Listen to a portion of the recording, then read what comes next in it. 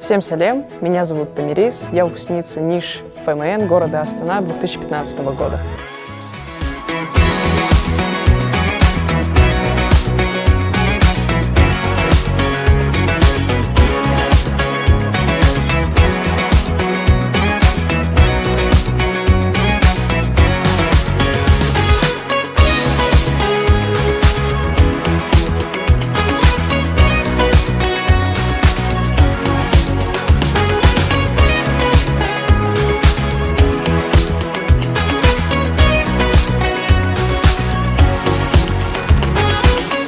Я работаю в частной финансовой компании, мы занимаемся инвестициями в фондовую биржу. Закончила я Назарбаев университет в 2019 году. Как я поступила в НИШ? Вообще это довольно-таки интересная история, потому что я родилась и выросла в Алмате. И вообще до 6 класса я училась в русской школе, в 6 классе я перевелась в казахскую школу номер 159 в Алмате. И в связи с папиной работой мы переехали в Астану. Переехали мы внезапно, это был конец августа месяца. Просто в последний момент родители забрали мои документы со 159, и мы, бац, переезжаем в Астану. Здесь, в Астане, мы встретились с какими-то родительскими друзьями, и они вот нам и рассказали про НИШ. Ну, естественно, у меня мама такая включенная, мы сразу пошли в школу узнавать вообще, как поступать, зачем поступать, что поступать. И нам говорят, ну, вы чуть-чуть опоздали на полгода, все гранты уже распределили, конкурсный отбор прошел, давайте, до свидания, ждем вас в следующем году. Я помню, мама тогда расстроилась, она говорит, да нет, давайте, говорит, мы сейчас экзамен напишем, может быть, она поступит. И они говорят, да мы все понимаем, окей, но у нас очень строгий конкурсный отбор, поэтому ждем вас в следующем году. Я, получается, перешла в 4-ю школу имени Жамбыла Жабаева здесь, в Астане, и готовилась к поступлению в НИШ. Ну, то есть я уже знала, что я буду здесь учиться, я была уверена в том, что я сюда пройду. Экзамены были в конце мая, если мне память не подводит. Это было еще в старом здании НИШа, которое по Туркестану находится напротив Генеральной прокуратуры. Я помню, как там получается такой забор перед школой, и все родители отправляют своих детей на экзамен, и, получается, остаются за забором. Вообще картина маслом, прикольная такая картинка. И я захожу, пишу первый тур. Первый тур состоял из 3 языков: казахский, русский, английский, математика. И вот я наотрез не помню, какой был 5-й предмет, по-моему, физика. Я его написала, я вышла довольная, потому что, ну, я знала, что я на многое ответила правильно. Получается, результаты первого тура, тогда еще диджитализации Казахстана не было, все результаты они распечатали и вывешали перед школой. Я помню, как я судорожно ищу свое имя в этом фамильном ряду. Нахожу Тульгенова Тамирис Сабитовна, прошла первый тур и, соответственно, готовлюсь ко второму. Второй тур был буквально на следующей неделе. Это экзамен по 2 профильным предметам — физика и математика. В математике я абсолютно не сомневалась, потому что я очень плотно к ней готовилась. У меня реально были проблемы с математикой, у меня были большие пробелы, и моя задача за 7 класс была залатать все эти дыры. И я просто решала тысячи задач, я была в этом уверена. И физике я не уделила достаточного внимания, потому что я пыталась залатать дыры с математикой. Поэтому получается, там давалось час на математику и час на физику. Математику я решила, закрываю бланк, открываю экзаменационный бланк физики и понимаю, что я попала, потому что по-моему, было 6 текстовых задач. Я знала точно, что я 3 решила, а вот эти 3 как в тумане, я даже не могу вспомнить, что я там писала. И суть в том, что проходной балл был 9 баллов, по-моему, или 10 баллов. Математику я набрала хорошо, а вот физику я набрала ровно, минимальный порог, ровно 10 баллов. Поэтому Я была очень рада, когда поступила. Я готовилась, трудилась и получила желаемый результат. Нет, здесь же просто раньше шкафы стояли. Убрали? Раньше здесь стояли. А қыз қайда тұрады?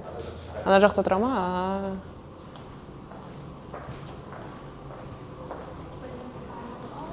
Но здесь раньше были шкафчики. Они сейчас кардинально на 360 градусов все здесь изменили. Здесь вообще раньше стояли шкафы. Это шкафчики, это вообще шкафчики, форма и трехразовое питание. 3 основные причины, почему поступают в НИШ. Ладно, шучу. Еще качественное образование, но это очень важный нюанс. Отчасти, да, я согласна с этим утверждением, что школа — это такая площадка, где ты находишь закадычных друзей. Но с другой стороны, я не привязываю друзей к какой-то конкретной временной локации, то есть будь то школа, будь то университет, будь то работа, то есть во всяком случае человек развивается, человек растет, меняются интересы, меняются приоритеты, расширяется кругозор, мировоззрение. И то есть, я считаю, это неотъемлемой частью процесса, то, что бывает, то, что там лучшие друзья, близкие друзья, твои там товарищи, вы теряете какую-то там связь, потому что бывает такое, то, что если вас объединяет только какая-то там теплая ностальгия по какому-то конкретному временному отрезку, это нормально, то, что вы перестаете общаться или общаетесь реже. Но в то же время все-таки друзья, которых ты находишь, важно развиваться, продолжать вместе. То есть очень важно разделять какие-то жизненные взгляды на жизнь. И я с гордостью могу сказать, что НИШ подарил мне таких друзей. То есть тут сошлись очень много факторов. Но вот 8 лет назад закончила школу, поступила я в НИШ в 2010, кажется, в 2011, и получается, у меня есть друзья с 2010 года, с кем я по сей день очень близко общаюсь. И помимо теплой ностальгии по былым временам, у нас есть общие планы на жизнь, мы разделяем мнение друг друга о том, что происходит вообще в мире, в стране, и в целом самое главное, мы солидарны с моральными принципами друг друга, и НИШ дал мне этих людей. Поэтому да, отчасти это утверждение есть правда. Меня отсюда трижды хотели исключить с НИШа. В 9 классе, в 10 классе и в 11 классе. Каждый год вставал вопрос на моем отчислении. Ни разу не из-за академической неуспеваемости. У меня просто не супер хорошее поведение было. Поэтому мне прикольно сюда возвращаться. Место, которое я чуть была прям на грани не закончить эту школу. Вообще я благодарна учителям и администрации школы, потому что, это реально титанический труд, и у них поистине нервы как стальные канаты, потому что они терпели нас, учили нас, пытались сделать из нас людей, и я думаю, у них получилось. Я, наверное, такой гибрид своего рода. Может быть, даже отчасти неудавшийся эксперимент. Почему? Потому что я дважды сменила свою специальность. В НИШе я выбрала после 9 класса профильными предметами, я выбрала химию и биологию. И я всерьез хотела стать врачом. Поэтому 10-11 класс я фильтровала университеты именно по направлению биологических наук, медицинских наук. И я поступила в ряд медицинских вузов, в технологические вузы со специальностью биологические науки. В том числе был и Назарбаев университет. Я долго думала, куда именно поступать. У нас дома с родителями были баталии, споры, потому что на момент, когда я заканчивала школу, мне было 16 лет, и мой папа сказал, что это довольно-таки ранний возраст для того, чтобы уезжать в Штаты. Ну, то есть я первый ребенок, я дочь. И я очень сильно расстроилась. Я поступила в Институт технологий в Рошестере, и мне дали очень хорошую скидку, почти что в 70%. Но я когда узнала, что я поступила в Назарбаев университет на Директ, и, вернее, когда родители узнали, что я туда поступила на Директ, папа был тверд в своем решении. Он сказал, чтобы я оставалась получать образование в Казахстане, и, собственно говоря, я и осталась. Я поступила на биологические науки в Назарбаев университет, и к концу второго курса я поняла, я осознала, что медицина — это не та сфера деятельности, где я себя вижу через 10 лет по окончанию вуза, поэтому это решение далось мне тяжело, но я решила сменить специальность, и, получается, со школы науки и технологий я перевелась в школу социальных и гуманитарных наук и выбрала профиль политологии. И закончила я Назарбаев университет с мейджором в политологии и международных отношениях. Не могу сказать, то есть у меня, видите, такой опыт в том, что я меняю специальности, и я хочу вам сказать что это нормально. Если вы чувствуете, что это не ваше, нужно тут определить, это какие-то страхи, это неуверенность, и понять, что мотивирует вас уйти с этой специальности. Но не нужно делать себе в ущерб, себе во вред, если вы прям всем сердцем верите в то, что это не ваше, то лучше себя не напрягать и просто поменять специальность, пока не поздно, пока есть время. А как люди любят говорить, никогда не поздно. Потому что я вообще не жалею о своем выборе. Я считаю, что я все сделала правильно. И на сегодняшний день я кайфую, я наслаждаюсь. Если честно, я вообще не рассматривала казахстанские вузы. Абсолютно. То есть я хотела уехать, и я рассматривала только Штаты, только вузы в Америке. То есть абсолютно не Юго-Восточная Азия, не Европа, не другие страны, только Америка. Я подала в университеты в Нью-Йорке, в Бостоне, в RIT, по-моему, в калифорнийский, или я так не дошло дело до заявки, точно не помню, но в ряд вузов я поступила, в Нью-Йоркский университет, в Институт технологий Рошестера. И Казахстан я абсолютно не рассматривала, то есть в Назарбаев университет я, по сути, подавала, потому что нас, по-моему, было где-то 90 выпускников, и из 90 выпускников 80, наверное, просто подали в Назарбаев университет. Я была в том числе, я подала, я поступила, и когда я поступила, папа сказал: все, ты поступила в Назарбаев университет, оставайся. И я, конечно, очень сильно расстроилась, но сейчас, оборачиваясь назад, я понимаю, что это было правильное решение. Я благодарна родителям за то, что они помогли мне принять правильное решение. Я абсолютно ни о чем не жалею и считаю, что Назарбаев университет действительно дал мне многое. И, возможно, если бы не этот опыт, я бы не стала тем, кем я являюсь на сегодняшний день. Занялась я триатлоном после того, как я вернулась с Лондона. Мне нужно было как-то отвлечь себя, занять себя. И я нашла этот вид спорта, начала заниматься. И Уже через полгода я стартовала свой первый старт в Дубае, Ironman, половинка.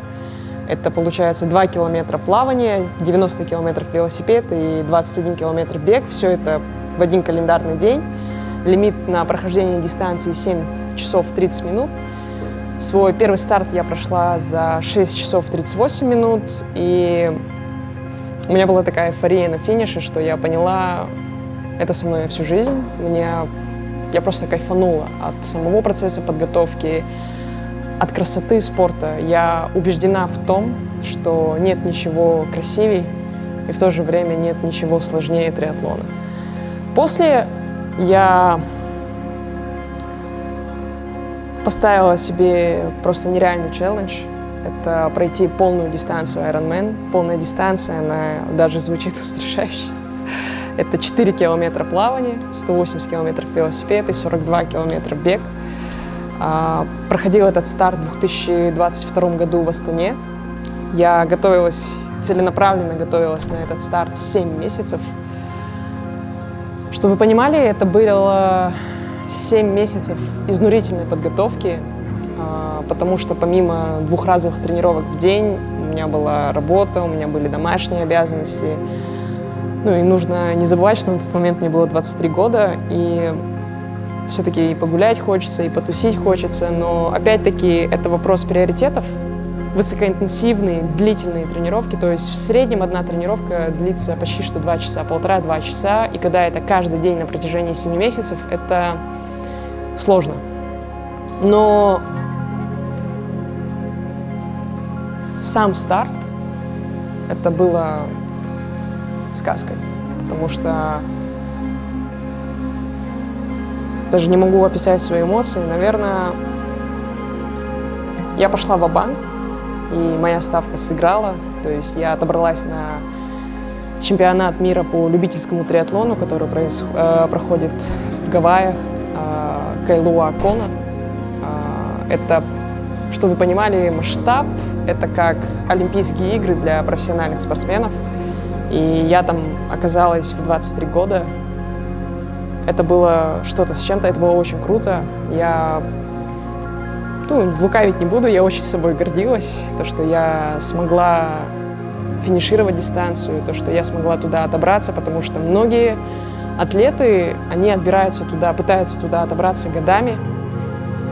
И у меня получилось, я успешно финишировала. Я являюсь самой молодой участницей чемпионата мира из Казахстана. И хочу сказать, что все это стоило того, всех жертв, всех стараний, пота, крови, труда. Преграды будут разные. Тебя собственный мозг будет саботировать, что ты не можешь, тебе это не надо, ты этого не хочешь. И спорт, он тебя учит труду, терпению и учит не сдаваться.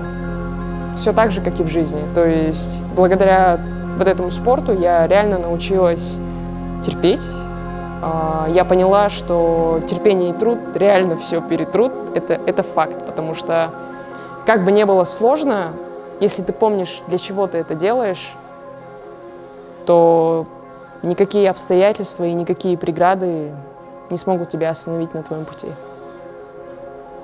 Признаться честно, у меня не очень хорошо это получалось. Я поступила на первый курс в 16 лет, и когда у тебя очень много свободного времени, бывает то, что очень тяжело совмещать вот эти вот именно внеклассные занятия непосредственно с самой учебой.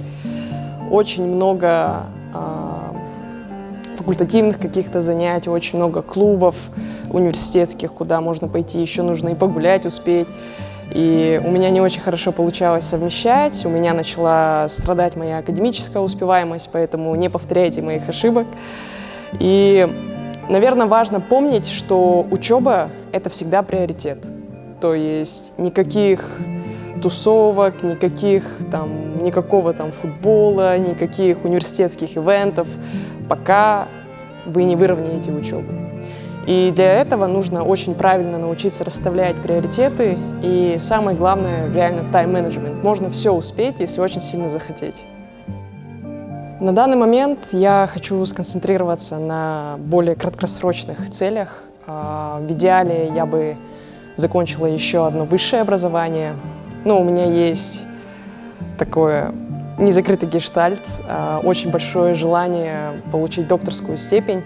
У меня просто что с папиной стороны, что с маминой стороны родственники все выдающиеся академики, поэтому не совру, если скажу, что любовь к учебе течет в моих жилах, поэтому вот на ближайший срок такие планы.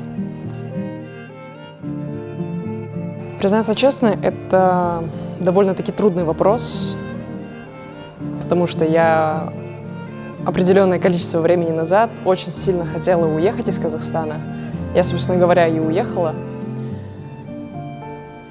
Всю старшую школу я провела в поисках вуза за Казахстаном, за пределами Казахстана. И я не уехала, я осталась. Я закончила университет в Казахстане, я вышла на работу в Казахстане, но меньше чем через полгода я поняла, что я хочу уехать, что все-таки я хочу уехать из Казахстана, я хочу жить, работать и развиваться не в стенах своей родной страны. И я уехала и жила определенное количество времени в Англии. Но потом в связи с определенными обстоятельствами мне пришлось вернуться в Алмату, в Казахстан. И когда я вернулась, у меня произошло некое переосмысление ценностей, переосмысление всех моих целей. И я вдруг осознала, что я не хочу отсюда уезжать. Я хочу остаться. На данном этапе своей жизни я хочу помочь своей стране. Я не люблю вот эти вот громкие заявления, но я действительно хочу внести лепту в становление будущего и настоящего нашей страны. И я часто спорю с друзьями, с коллегами, даже с родственниками, и я всегда утверждаю, что в Казахстане бешеный потенциал.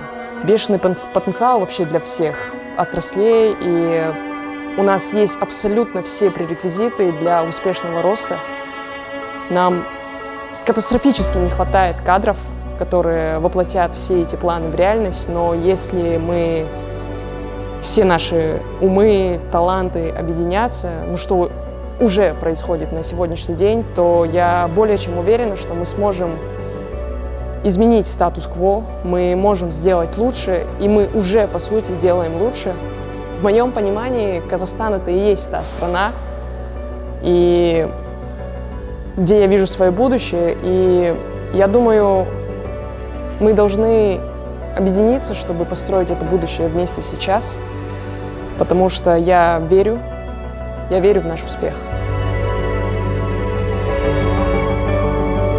Раньше, если кто-то недооценивал ценность нетворкинга, то на сегодняшний день ценность невозможно переоценить, потому что нетворкинг – ключ ко всему сейчас. И такие ассоциации выпускников – я не скажу, что это священный грааль нетворкинга, но это огромнейший плюс. То есть я вижу, сколько работы проделала ассоциация, и это очень круто, что у нас есть подобный ресурс, потому что объединять выпускников ниши со всего Казахстана – это большой, во-первых, труд, но самое главное – это большой плюс как и для самих выпускников, так и для ассоциации, потому что не имей 100 рублей, а имей 100 друзей. То есть бывает то, что связь теряется, а так ты приходишь на такие ивенты, которые организовывает ассоциация, и можешь найти подходящего человека, и у вас сразу